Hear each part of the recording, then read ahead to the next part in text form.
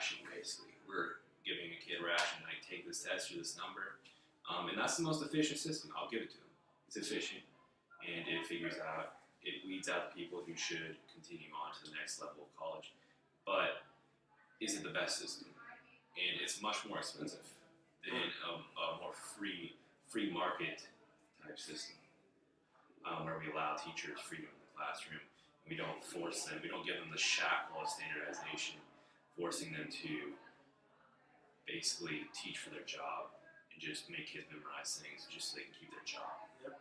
What are your thoughts on tuition? I agree with you that tuition is probably the best way to improve our country's standing, because an uneducated populace is one of the most dangerous things a country can have. But then again, the way we're spending the money, like you said, is also not wise. We're spending it on things that we probably don't need. For example, why are our college sports teams nationally televised? Does that need to happen? Does it make our country better? Does it advance us as a civilization? It's fun. It's cool. I go to the games. I love it. But is it actually making me a better citizen of the United States of America? But I do have to bring up the other side of the argument, which states that the colleges that we have turn out some really bright people. We have an almost uncomfortably large share in the world's internet. We have a massive presence in media. We have some of the greatest inventors and names in science and technology available at our fingertips. And even if we don't produce those scientists, we can bring them from overseas to study in American institutions. Yep. So, American education on a higher level is doing great. American education at a lower level, preschools, middle schools, junior highs, high schools, that's a district by district thing, and I can't speak to all of it, but I know that I come from Philadelphia, and there are parts which are really in trouble. And that's not always a thing it's not always determined by government. Sometimes it's determined by who is paying the taxes, who can afford it, why. And the fact of the matter is that areas with lower income, areas which have higher crime, areas which don't have as many people, can't afford to have better public schools, which is what we really want, public school access for everyone, right? So, how do we solve that income inequality? How do we solve the essentially classist divisions along very clear zip codes, basically, in America? I think that the thing that's really going to completely break down the social barriers is the rise of the internet. We're not even at the pinnacle, but one day we really will have we're pretty much at a computer in every household now in America. Soon will be a computer for every person. Which we should mention is also unreal that a country has that. Ours. Yeah, our country has that. That's incredible. It's absolutely extraordinary. And think about it. In the most remote places, in the most dangerous places, in places where economic destitution is totally rife. Detroit, for example. If you can give every kid who's entering, say, kindergarten, easy access to Yep. We're already there with our Apple devices, but let's say you get a cheap budget laptop, internet access, you can teach anyone anything. You have access to more information than ever. It's just an exponential increase from the internet. And the internet can maintain that. We don't even need to pour money in. Look at, say, Reddit. It's totally self-regulated. It's just a huge repository of information, which mostly is accurate because as soon as anybody does something that, say, even when moderators who are taking control of subreddits and doing things that the community doesn't like, they'll just get absolutely nuked by loathing by the community. And it is a circle jerk, but it's a self-policing circle jerk, one that works very effectively for the most part. Yeah. Quick question though. Yeah. This circle jerk is run on the internet, right? It is. It's a big old circle jerk. Everyone's got their dicks out, mouse in hand. Yeah. They're all ready to post whatever the hell they want about their highly educated opinions that they spent hundreds of thousands of dollars at university for. Yes. And they earned it, right? Do those people know how the internet actually works? If it goes down, can they fix it? How's our computer literacy among the education? Listen, my mom got her master's degree in computer science from the University of Pennsylvania, an opportunity which is incredible. All right? But the class that she took was over 90% young Asian men, not a single American in that group. All right? The question is, we have these great tools at our disposal. We have essentially the entire repository of human knowledge in our pockets. Do we know how to actually access it? Why are Americans so not good at using the tools we have? Where is our computer literacy as a nation?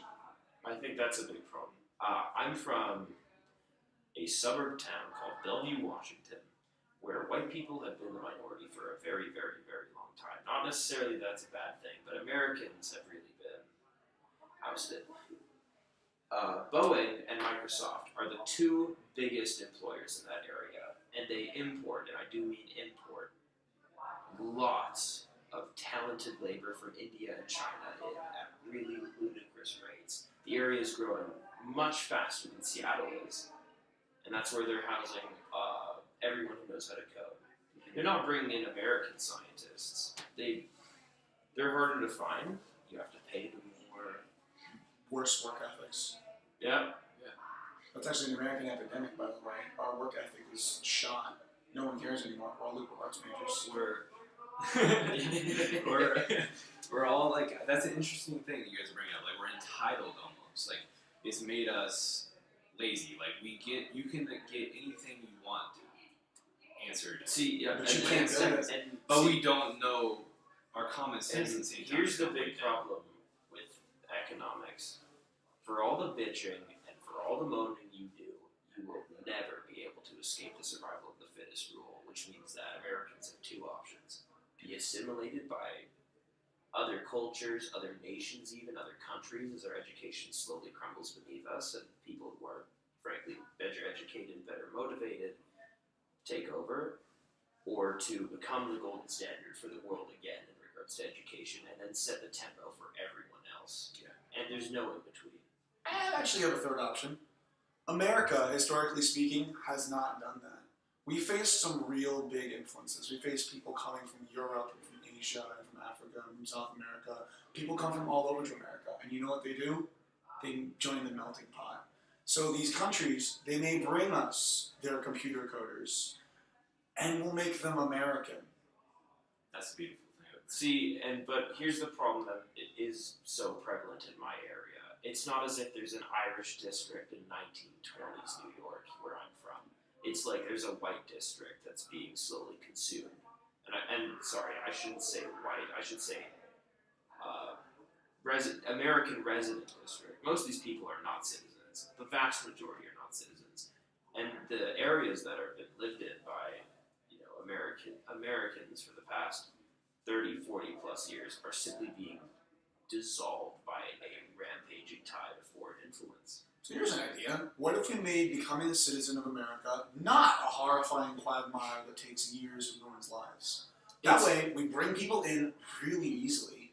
All these foreign ideas that hate us because we're different become a part of us. So, like, all the different religions just get swamped by McDonald's and Reddit. And furthermore, we get that programming information. We get more people. We have a stronger infrastructure. What illegals? They're just here. Yeah. They're us now. That's what America's built on. Here's the problem factor, though. Any of these people can get American citizenship. They're wealthy. They're extremely well educated, and there's work for them. The company can sponsor them through all the stuff that they need to do in order to become American citizens. They're just choosing not to. Really? Absolutely.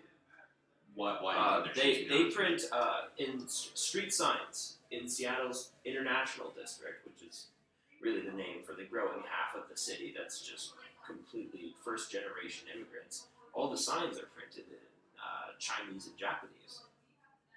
That's pretty sweet, though. English is at the bottom. I mean, that's not. Why do you think they do not want to become citizens of America? Because they want to experience their own culture, and that makes sense. But the thing is that that's dangerous to us. Why can't we accept their old culture. Because their culture doesn't have room for our culture. Let's Is just it say dangerous to us though? Because what happened to the children of the immigrants who came to New York in the 20s? they became Americans. Yes, they did. What's going to happen to these immigrants' kids? They're going to grow up on things like Disney Channel, and they're going to grow up really wanting to go see like Coachella. They're going to grow up with like crop tops and Urban Outfitters, and they're going to say, "Hell yeah, we love America." The old world is kind of oppressive, and they force people to work 25-hour days. And then again, there's another difference: is that the rate at which first-generation immigrants is coming in is so enormous that they can actually. There's really a potential for them to grow up in a society where they are in their parents' native culture on foreign soil. That's interesting. And that's very much a problem in my area. I mean, my cultural background is being integrated into this Asian cultural background. They've got a lot of great Asian restaurants in Seattle, and I absolutely adore that. At the same time, the burger joints are disappearing. You know, it's very much a cultural thing, and not that I don't adore other cultures. I just think that America should be American. Well, this leads into a different point. Like, I think we have all these, we have technological innovation, we have this revolution, but at the same time, we haven't evolved. Like, we still get caught up on culture. Yeah. What is culture? What is America? What is the American culture? And a few times I did say white there, and it's very much affiliated with It was super white racist. Yeah, absolutely. But it is affiliated. We do have this affiliation with white America. But No, we we still don't. get caught. Absolutely. We get caught up on these boundaries. These we're just barely a step ahead of where we were in the 50s socially. You look at all the great technological innovation. You look, where were we in the 50s? What was the computer even invented? Yes. I think we got It the was first pretty bad. computer in like 30 It was you, terrible. you couldn't. People didn't own computers. But the point is, Computer like a calculating machine. look how far Yeah. we've come. Look how far we've come in just that 50, 60 years. But socially, we're not that far ahead. We still have a huge racial divide, and we can't get over our egos of our culture. We can't assimilate together. It just, I don't know. Do you think it's just a natural way things are going to go? Humans step on their own feet, Yeah. step on their own toes, trip over their I own think that shoes. you really can't fix that, but at the same time, look at the increase in polarization we have. Where does that stop? Does it reverse its course? I mean, we have a very extreme, Tea Party, neo-right versus these new emerging self-proclaimed socialist Bernie Sanders supporters.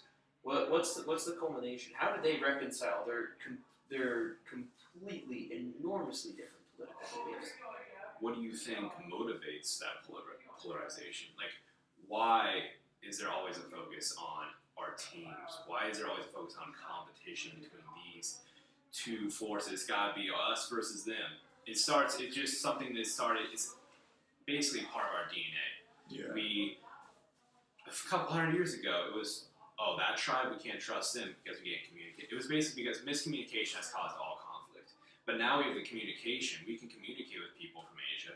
We can communicate with people from all around the world, but we still are misinterpreting or still mishandling it. So I don't know exactly what the fix is. How can we get the polarization towards unification? How can we get people to realize we need a cultural realization? That's what we need. I don't know what the cause of that will be, but we need people to realize that we are all one, and if we work together, a global unification, which is a crazy idea, will never happen. It's a utopic idea, but if we could do it, if we could globally unify and then come together and explore outer space. Yeah. Space. And I'd say that is an excellent topic for the next episode. For sure. Space. I'm done for space for this episode. Space will be on the next episode. Space is the place. Tune in next time for space, white people, and the Space. global nation. Alright, well I think that was a good enough conversation for today. Matt Decent. Yeah, Matt Decent. Matt Decent. Yeah, Matt Decent's coming into town. Thank you for tuning in if you looked at this. But yeah, tune in next time for talk about space. Thank you again, and God bless America. Make America great again. No. No.